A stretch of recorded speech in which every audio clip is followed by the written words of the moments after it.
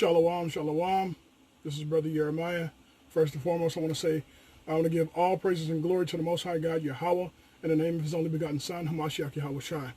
And honors to the brothers and sisters pushing this word in truth and sincerity, and the 12 tribes scattered abroad.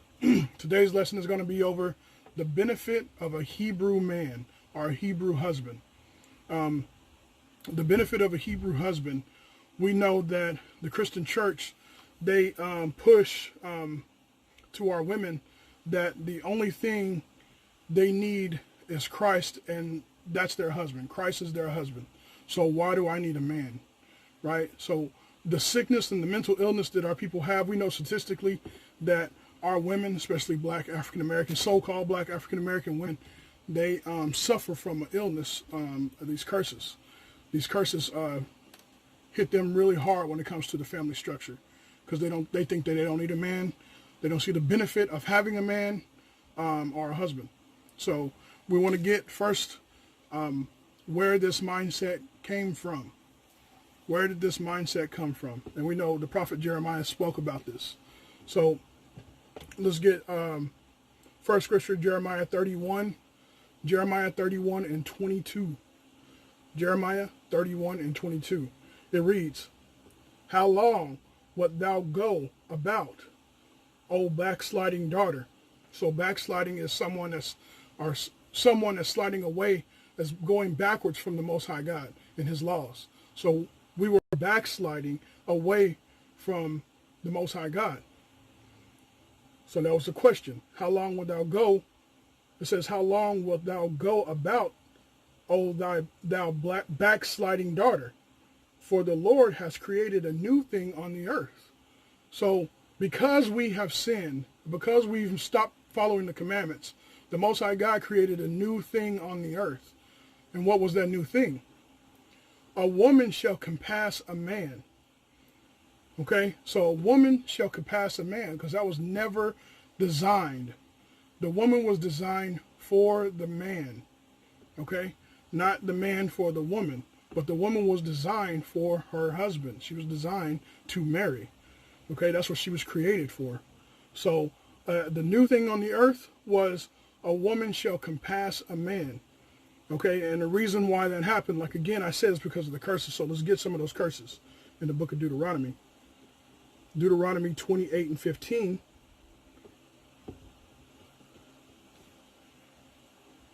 Book of Deuteronomy chapter 28 verse 15. Reads, "But it shall come to pass, for if thou wilt not hearken unto the voice of the Lord thy God, to observe and do all His commandments and His statutes, which I command thee this day, that all these curses shall come upon thee and overtake thee." So if we don't do what the Most High God commanded for us to do, these curses was going to overtake us. Was going to overtake us. So let's find out what that curse is. Deuteronomy 28 and 56. Deuteronomy chapter 28 verse 56. It says, "The tender and delicate woman among you, which would not adventure to set the sole of her foot upon the ground, for delicacy and tenderness, her eye shall be evil towards her husband of her bosom, and towards her son, and towards her daughter." So her eye would be evil towards her husband, her son, and her daughter. So she would start to hate. If you don't hearken unto the voice of the Lord thy God, the woman, it's prophesied that the woman, she would start to hate her husband. She would start to hate her daughter. She would start to hate her son. So we see these curses very heavily in the black community, where the man leaves the household either because of the woman is overpowering or very aggressive, and she's become masculine, right? She wears the pants in the family, literally, right? So these curses have come upon us and overtaken us, right? So when a woman wears pants, her spirit becomes different than when she wears a dress. When she wears a dress, she feels more ladylike, are more feminine, right? But when she wears pants, she feels more masculine. She don't even know it, you know. But if you think about it, ladies, you do. You know, I've had many women tell me that was true. Okay, so yeah, so if we didn't hearken unto these commandments, these curses came upon us.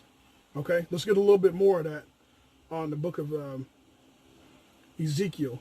Let's go to the book of Ezekiel, chapter 16 and verse 44.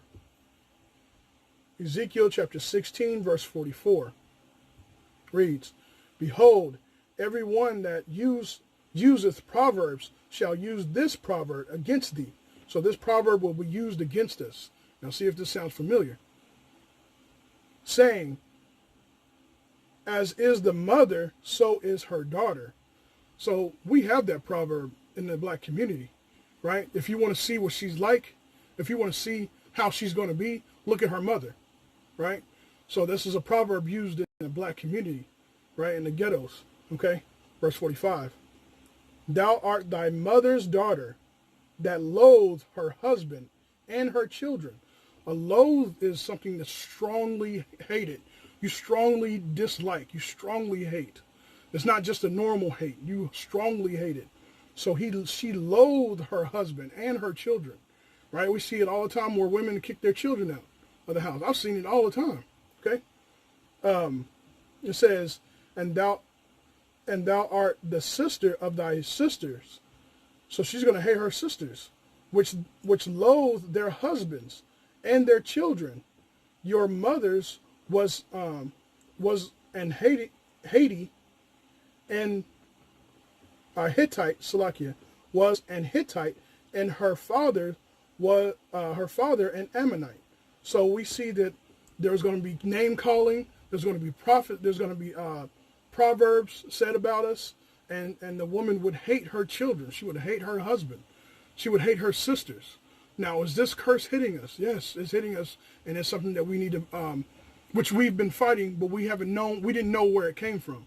Now we know where it come from. It came from us not following the commandments of God, and we got to come back to the commandments of God and teach each other how to love, because we don't know how to love properly. We got to teach each other how to be more brotherly, how to be more sisterly, right? Because we don't know how to. We don't know how to love our children. We have women that have children. They hate their children. That's crazy, right? That's crazy. No other nation does that.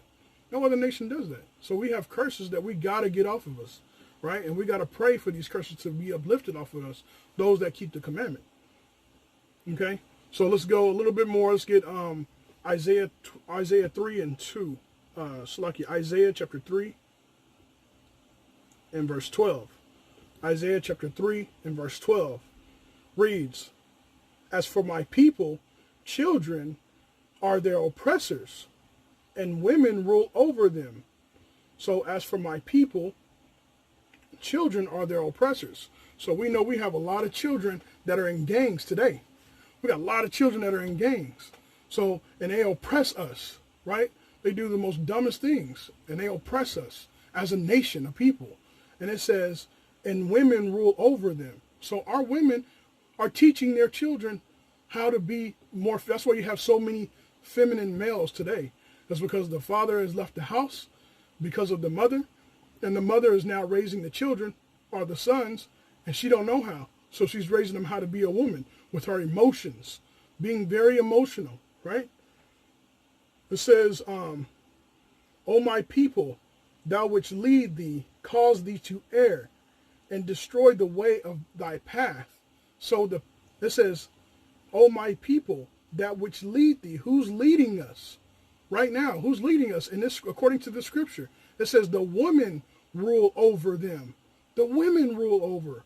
So if the women are ruling over, they are leading the people. And let's see what it says again about the people that are ruling over us. The women rule over them. "O my people, they which lead thee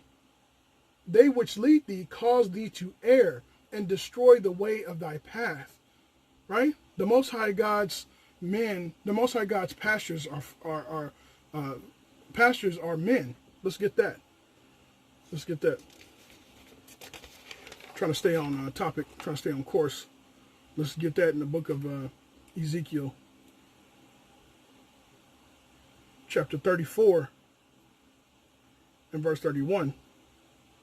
Ezekiel chapter 34 and verse 31 reads,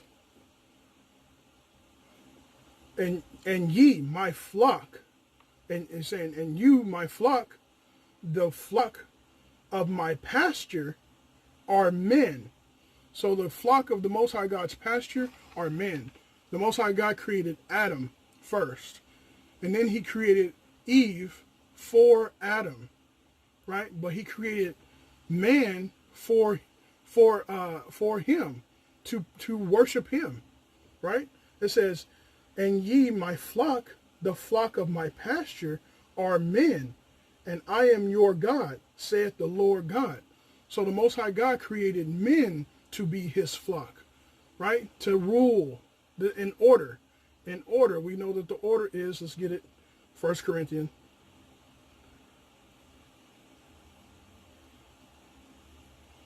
Book of 1 Corinthians, chapter 11, verse 3. 1 Corinthians chapter 11 and verse 3. But I would have you know that the head of every man and the head is Christ. The head of every man is Christ, and the head of every woman is man, and the head of Christ is God. So we got God, we got Christ, and we got man. And at the bottom we have women. But the order is all out of whack. The order is all out of whack. And we saw in the book of Isaiah chapter 3 that the women rule over us. Like it spoke on in Jeremiah chapter 31 that that the Most High God created a new thing on the earth. That the women will rule. Women are over the men. Right? That's a new thing on the earth. That the women are over the men. So the women have got to get back in order. The men got to get back in order too. They got to put their houses back in order. Right? And we know it all comes from getting back to the law, statutes, and commandments of God. So we got to know what the laws are, right? So we got to break these curses, okay? So finding out a little bit more, I went over it. Let's go over this again just a little bit. Why were women created? Why were they created? Let's go to the book of Genesis, chapter 2 and verse 18. Genesis chapter 2 and verse 18. And the Lord God said, it is not good for man to be alone, should be alone. So the Most High God saw man, he created man, and he saw him working, and he thought it's not good for man to be alone, right? He said, I will make him a helpmeet for him. Okay? So the Most High God, why did he create Eve? To be a helpmeet for Adam. For Adam. She was created for the man. It's not man created for the woman, right? So we got to understand where this psychological problem comes from, right? It comes from us breaking the law, statutes, and commandments of God, okay? So let's get a little bit more on that. 1 Timothy chapter 5. 1 Timothy chapter 5 and verse 14. 1 Timothy chapter 5 and verse 14 reads, I will therefore, that ye young women marry. So the Most High God commanded us, our women, to marry. That's what the Most High God commanded women to do, was to marry and to be fruitful and multiply. It says, I will therefore that the young women marry, bear children, guard their house, give none occasion to the adversary to speak reproachful. So it's not so reproach wouldn't come onto our women, so shame wouldn't come to our women, so that they can't put these proverbs and these bywords on our homes, right? Or these jokes, horrible jokes. Like the joke is, what can a couch do that a man can't do? Is support a family of four, right? I've heard that. That's a horrible joke that's placed on our people. So we got to get this reproach, this shame off of us. And how do we get the shame off of us? By knowing where this stuff comes from, by not falling in the same trap again. Okay? Let's get a little bit more on that. Let's go back to the book of Deuteronomy, chapter 6. And we'll start at verse 1. It says, now these are the commandments and the statutes and the judgments which the Lord thy God commanded to teach you, that ye might do them in the land whither ye go to possess it. So wherever we go, and wherever we go to possess it, wherever we are, we're to do these commandments. It says, that thou mayest fear the Lord thy God, to keep all his statutes and his commandments, which I command thee, thou and thy sons, and thy sons' sons, all the days of thy life, and that thy days may be prolonged. So us to keep these commandments, our days will prolong on this earth, and we're seeing that happen today. That our men, our daughters, we're getting killed off at a young age, getting shot, vaccines, these horrible foods, because we're not keeping these commandments. So we're getting killed off. It says, "Hear therefore, O Israel, and observe to do it, and it may be well with thee, that ye may increase mightily." So if we do, we're going to increase mightily, right? And there's nothing more powerful than a righteous Hebrew man having 20 or 30 children. That's right. That's powerful. That's mighty, and that's a threat to this government, right? It says to this kingdom. So as the Lord thy God, thy fathers hath promised thee, and the land that floweth with milk and honey. Hear, O Israel, the Lord our God is one Lord, and thou shalt love the Lord thy God. So this is a command. These are commandments. And thou shalt love the Lord thy God with all thy heart, and with all thy soul, and with all thy might. So everything you got, you should be loving the Most High God. Every way, in every way, right? Your dress, your speech, the way you talk, everything should be geared towards your mindset should be towards the Most High God first. First, it should be given to the Most High God first. Okay? And we got to understand that the Most High God exists, and that he is one, right? That the Most High God is one God, right? Verse 6, "And these words which I command thee this day shall be in thy heart." So these commandments, these words, all of this, loving the Lord thy God with all thy heart, all thy mind, and all thy soul, it should be in our heart, right? When you wake up in the day, you give praise and thanks to the Most High God, and you read, you spend time with him, not nothing else. Not nothing else, not your son, not your daughter, not your wives, not your father, not your mom, not your grandma or grandpa. It's supposed to be spent with him. It's supposed to be spent with him. Okay? So let's get a little bit more. Let's go to the book of 2 Maccabees. Book of 2 Maccabees, chapter 7 and verse 27. Maccabees, 2 Maccabees, chapter 7 and verse 27. It says, "But she boweth herself towards him, laughing, and the cruel tyrant to scorn spake in her country's language on this manner, O my son." So this is a woman talking to her son. He says, "O my son, have pity upon me, that bare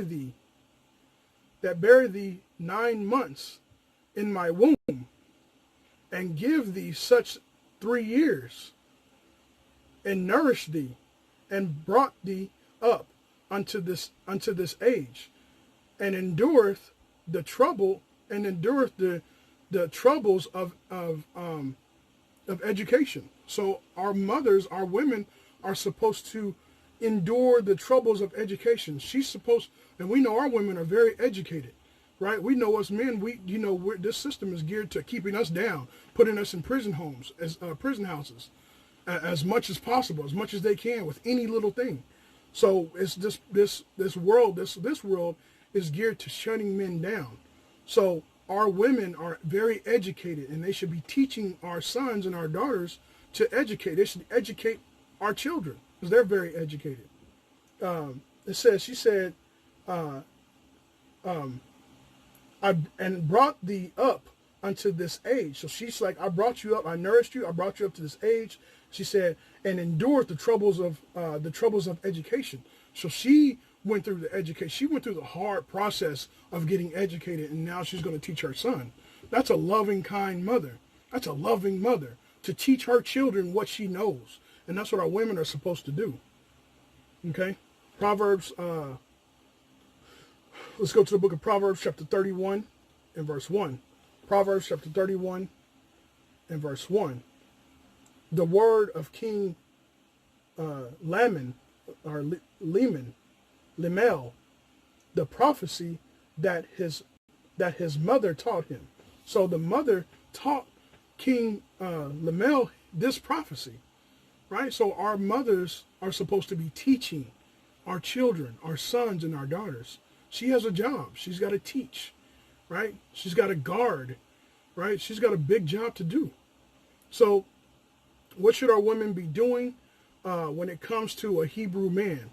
What should our women be doing when it comes to a Hebrew man? Let's find out. Let's go to the book of Sirach, chapter 6. The book of Sirach, chapter 6 and verse 36. The book of Sirach, chapter 6 and verse 36. And she's got to keep this in mind. Okay, if she wants a powerful family, which this is something that you should be focused on, this is what you need to be focused on. This is what you got to keep in mind. Sirach chapter 6 and verse 36. And if thou seest a man of understanding, so if you see a man of understanding, get thee bedtime unto him, and let thy foot wear the steps of his door. And let thy foot wear the step of his doors. The steps of his door. So when a woman sees a man of understanding, she should be continuously at his finding what he knows, asking him questions, like trying to get more understanding so she can give to her children, right? So she can teach her children, because she's got a job to do. So this is the things that she should be doing. And so when she sees a man, this is the benefit of a Hebrew man.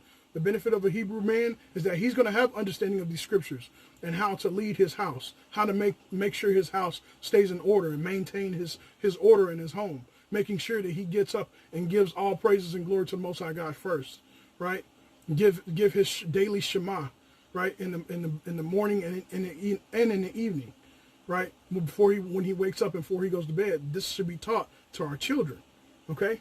Let's get a little bit more on what our women should be doing.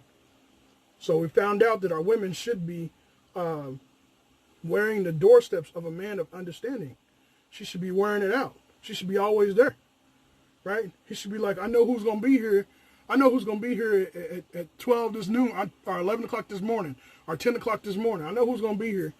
You know, she's going to be showing up, asking questions, right? And a man of understanding loves that, right? Righteous man loves that, because it keeps him more sharp. It keeps him focused, right? And constantly in the word. So this is the book of Sirach, chapter 37. The book of Sirach, chapter 37 and verse 12. Sirach, chapter 37 and verse 12. It reads, but be continually with a godly man, whom thou knowest to keep the commandments. So she should be continuously with a godly man. Consistently with a godly man, whom thou knowest to keep the commandments. A godly man is going to study the law, statutes, and commandments. He's going to know how to keep the commandments, right? So she should be continuously with a godly man. It says, whom thou knowest to keep the commandments of the Lord, whose mind is according to thy mind. So his mind is according to the Most High God's mind, right? It says, and will sorrow with thee if thou shalt miscarry. So whenever a woman has a problem, or when she's sorrowful, that godly man is going to be sorrowful with her. Okay, because he's going to know what the scriptures talk about. He's going to know that, you know, that he should be there for his people, right? He should be caring for his people, right? So he's going to be there with her. Okay, So he's going to constantly be in the scriptures. He's going to constantly know what the Most High God likes and don't like. Okay, so this is a characteristic of a Hebrew man, and what our women should know and what she should keep in mind. This is a benefit of knowing a Hebrew man, or knowing, getting out of the mindset of Christ is my husband, right? Because Christ set up the men, right? Christ does what the Father tells him to, and you can't eliminate the men, the divine order. So now it's the Most High God, Christ, and women. Nah, you can't eliminate the men. The men were set up, and we see that the Hebrew men, are being waken up again in these last days in this country, right, and all around the world. Slakia, all around the world. So we got to know to keep the divine order, right? The Most High God set that order. You women can't go straight to Christ like that, right? Not like that. That's why he brought men there, righteous men. Okay, the book. Let's go. Stay in the book of Sirach. Let's go to the book of Sirach, chapter 3, and verse 9. Sirach, chapter 3, and verse 9 reads, "For the blessing of the father establishes the house of the children." For the blessing of the father establishes the house of the children. Right? So when you have a godly man or a righteous man, the Most High God is going to bless that man. He's going to bless that man. And when the Most High God blesses that man, it says he will establish the houses of children. So just the man's words will bless those children. Just the man's presence will bless those children. Okay? Because your children's going to be blessed. They're going to know how to operate and to act. Okay? So we got to, the Hebrew man, the righteous man must stay. The righteous man must be in these homes. Right? It's very important that you keep these home structures strong. Right? If you're not working to keep these homes strong, and with all that you got, you're going off. You're going off, right? So let's get down to the actual, even more benefits of having the Hebrew man in the house. We found out that the Lord's pastures, the Lord's pastures and his flocks were men, right? But we're going to find a little bit more about these Hebrew and these righteous men. This is the book of First Ezra chapter 3 and verse 18. First Ezra chapter 3 and verse 18 reads, "And he saith, thus, O ye men," so he's talking to the men, who exceeding strong wine, to cause all men to err that drink it. So men that drink strong wine and get drunk, it causes them to err. It says, verse 19, it maketh the mind of the king and of the fatherless children to be all one, of the bondman and of the free man, of the poor man and of the rich. So it causes everyone to fall and to stumble. If you can't control your drink, if you can't control your alcohol, men, it's like you were fatherless. It's like your mind, you didn't even have a father. It's like you had no instruction, because the father is to give instruction to the children. So when a man drinks and he's drunk, it's like a man, the scripture says it's like a man that didn't have a father, right? He don't have no common sense. He don't have no understanding. He's a man without understanding, because he's got no understanding. If you allow yourself to be drunk like that, kings, free men, bondmen, it don't matter. You're like a man that had no father. That's what the scriptures say. So this is how important a righteous man is in the home, right? Because the children's going to have the understanding that they need. Okay, let's go to the book of 1 Kings, chapter 2, and verse 1. 1 Kings, chapter 2, and verse 1 says, "Now in the days of David drew nigh, that he should die, and he charged Solomon his son, saying," so King David was about to die. He was drawing nigh unto his death. And he commanded, it says he charged, so he commanded David, saying, I go the way of all the earth. Be thou strong, therefore, and show thyself a man. So he's telling David, or King David's telling his son Solomon to go himself and be strong, be a man. Then how do you be a man? He's telling him, this is how you be a man. Go and show all the earth you're a man. And this is how you do it. Verse 3. And keep the charge of the Lord thy God, and walk in his ways, to keep his statutes, and his commandments, and his judgments, and his testimonies, as it is written in the law of Moses. In the law of Moses. So King David is telling his son Solomon on his deathbed. So you can't get no serious than this. He's telling his son that's going to rule to how to be a man. And this is what you have to do to be a man. To keep the laws, statutes, and judgments of the Lord thy God, and of the laws and the testimony that Moses gave. Right?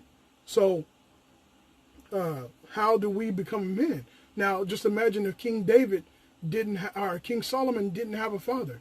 He wouldn't have known this. Right? Would he have even been written in the Bible if King Solomon didn't have a father to tell him this? Right? So the importance of a Hebrew man is to teach the children. Right? It's to teach the mother. Okay? It says that thou mayest prosper in all that thou doest, and whithersoever thou turnest thyself. So wherever you go, you're going to prosper if you keep these commandments. Okay? So let's go back to the book of Sirach, chapter 1 and verse 15. The book of Sirach, chapter 1 and verse 15 reads, She have built an everlasting foundation with men, and she shall continue with their seeds, with their seed. So the seed that it's talking about here is wisdom. So the Most High God created wisdom, right? Created wisdom for righteous men. And it says that the wisdom, it says she will build an everlasting foundation with men, right? Because the order, the Most High God never changes. That order never changed. Never changed. God, Christ, Father, man, and women. Okay? So she built an everlasting foundation. Wisdom built an everlasting foundation with men. And she will continue with their seed. Who holds the seed? Men. Okay? Let's go to the book of 1 Corinthians. I need to bring this out.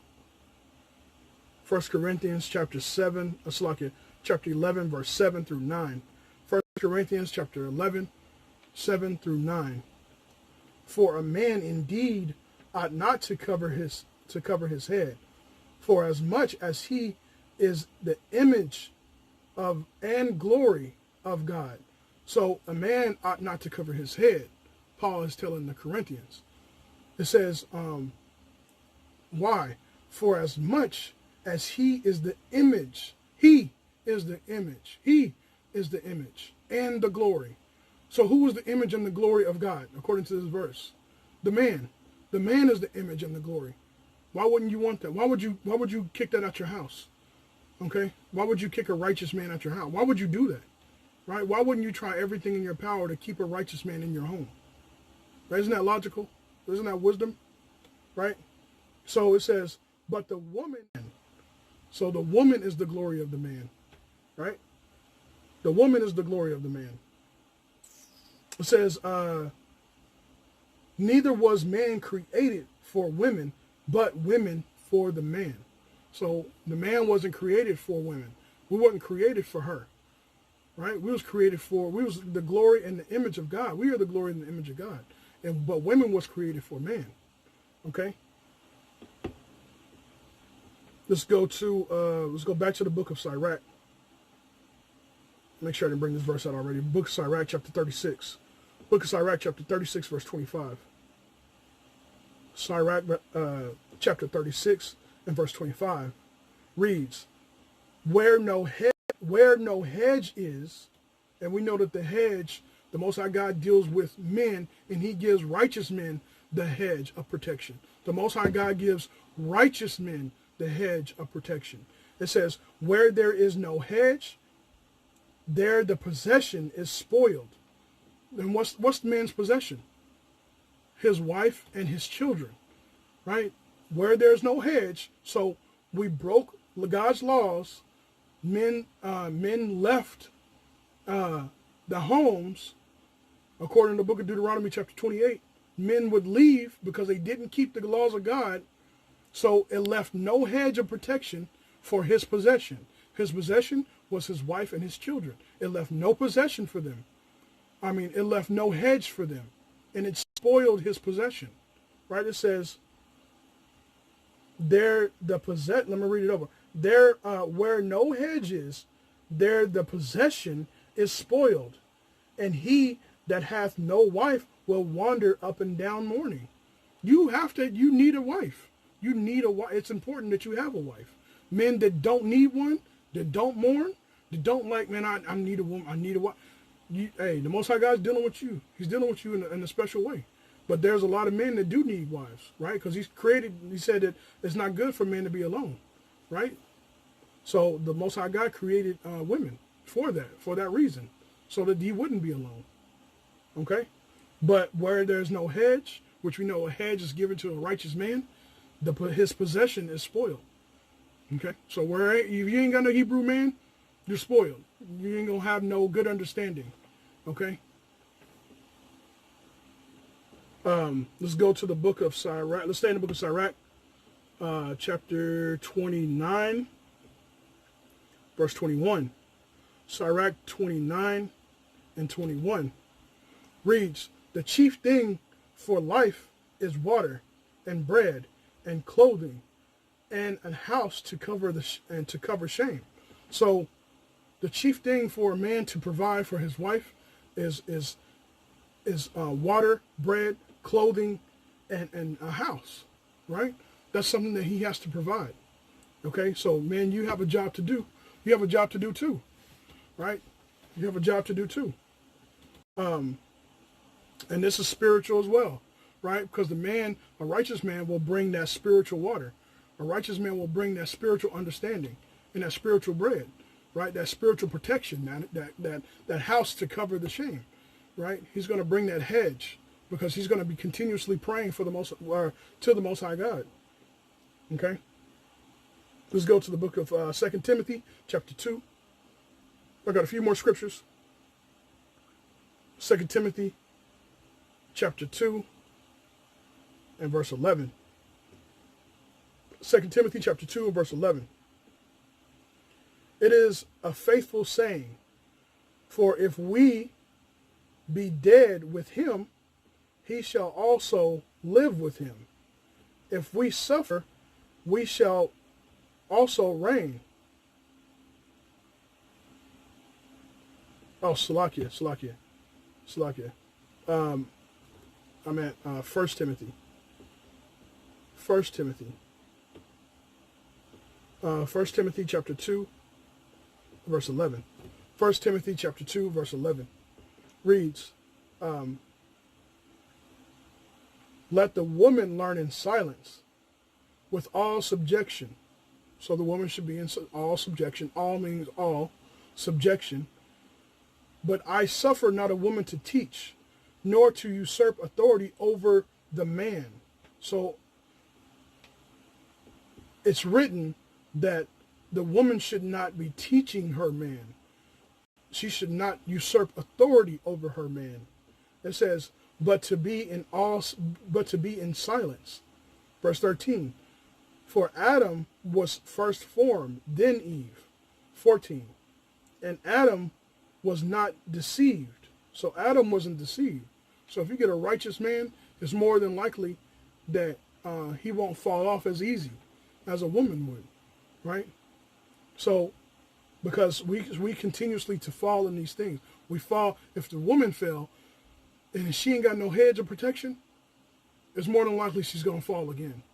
It's more than likely that you're going to keep repeating the same steps until you follow the orders of God, not your own orders, not after your own heart, but the orders of the Lord. It says, and Adam was not deceived, but the woman being deceived was in the transgression.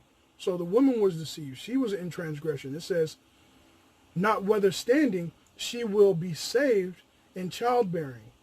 Because the Most High God said you should be fruitful and multiply, to bring more righteous men and women into this earth, right? To bring more Israelites into this world.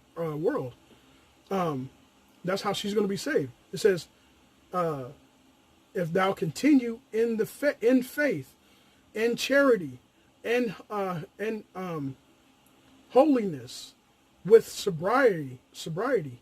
So, if she continues in faith, if she continues in charity, giving, right, hospitality, if she does these things, if she's holiness, being sober-minded, if she does this, she's got to continue. She's got to endure to the end on this, right? You can't get away from it. Okay. I got a few more scriptures. Let's get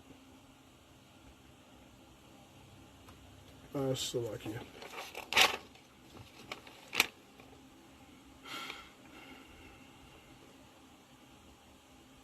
Let's get the book of 2nd Ezra chapter 14 and verse 13. 2nd Ezra chapter 14 and verse 13 reads, Now therefore set thy house in order, and reprove thy people. Comfort such of them as be in trouble, and now renounce corruption. So us men, we have to set our houses in order. Okay, we got to know how to set our houses in order. So this is something that us men, we have to do, right? It says that we have to set our houses in order and reprove thy people. So once we set our houses in order, now we can reprove our people. Now we can correct them, because we won't be looked at as hypocrites, right? We won't be looked at as hypocrites because our house is in order. It says, comfort such of them as be in trouble, and now renounce corruption. So now we can renounce corruption, right? Because we are now not corrupted. Okay, it says, verse 14, let go from the mortal thoughts, cast away the burden of men, put off now the weak nature. So we got to put off our weak nature. We got to put off our mortal, our carnal, fleshly ways, being physical, being emotional, being overly aggressive, unnecessarily, right? We got to put these things away. Right, our Hebrew man, your job is to the book of Ecclesiastes, chapter 12 and verse 13. The book of Ecclesiastes, chapter 12 and verse 13. This is helping understand a man putting his house in order. It says, let's hear the conclusion of the whole matter. Fear God and keep his commandments, for this is the whole duty of man. So King Solomon, or King David, told his son, King Solomon, to keep the laws, statutes, and commandments of God. So King Solomon is now teaching in the book of Ecclesiastes, chapter 12 and verse 13, to hear the conclusion of the whole matter. This is all you need to know, you Israelite men, to fear God and to keep his commandments, for this is the whole duty of man, right? Okay. I'm going to end it with this last chapter, this last scripture in the book of Exodus, chapter 19 and verse 5. The book of Exodus, chapter 19, verse 5 says, Now therefore, if ye will obey my voice indeed, and keep my covenant, then ye shall be a peculiar treasure unto me above all people, for all the earth is mine. So if we got to continuously keep the commandments, keep these covenants, because the Most High God, he said we are a peculiar treasure to him, right? So we got to come back to these laws, statutes, and commandments. We got to know how to raise our family, right? A righteous man will know how to put his house in order, will consistently give understanding and knowledge to his wife, right? And a wife would not try to usurp authority over her husband because she know that's not the divine order, right? She shouldn't be pressuring that. She shouldn't be testing that, right? If you're wise, you wouldn't test that. You wouldn't try to test him, right? You got to be smart, right? You want to do everything in your power to keep your man in order, right? Your desire should be to your husband, okay? If your desire is to your husband, then if your desire is to your husband, then you only want the best for your husband. Likewise, you husbands will only want the best for your wives, right? So with that, I'm going to say, Kahala Yahweh, Bahashem, Hamashiach Yahweh Shai, giving all praises and glory to the Most High God Yahweh, in the name of his only begotten Son, Hamashiach Yahweh Shai, and honors and double honors to the 12 tribes scattered abroad, and never ever forget death to America. Shalom, Marbarak.